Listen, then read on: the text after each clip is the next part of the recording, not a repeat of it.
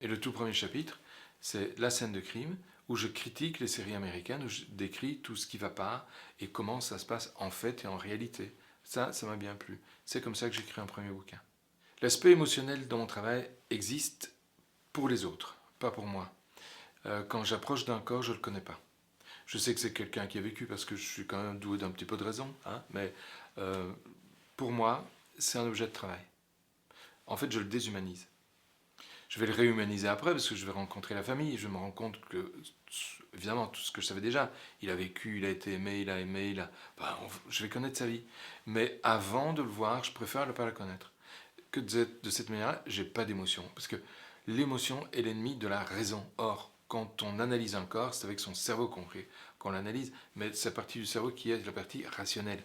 La partie émotionnelle, il faut qu'elle se taise, qu'elle ne soit pas là. Et c'est la raison pour laquelle nous ne pouvons pas, enfin il nous est franchement déconseillé, et en Belgique c'est même interdit, d'examiner un corps de quelqu'un que l'on connaît, pour éviter justement que notre émotion prenne le pas sur le reste.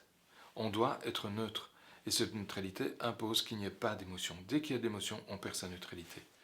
Je crois que les médecins légistes vous diront tous la même chose. Les affaires qui nous ont le plus marqué, c'est toujours les affaires où il y a des enfants. Et c'est les affaires qu'on retient. Contrairement aux affaires avec les adultes où finalement il y en a beaucoup, on finit par les oublier, et puis ah oui, j'ai eu ça un jour, je me souviens, en parlant entre nous, des histoires dont on se souvient, on se les raconte. Et là, je me rends compte que les autres médecins légistes, ici à Bordeaux, vous avez Anna Miras, Darby Ben Ali, quand on parle ensemble, on a des affaires similaires, on se les raconte, et on passe d'excellents moments.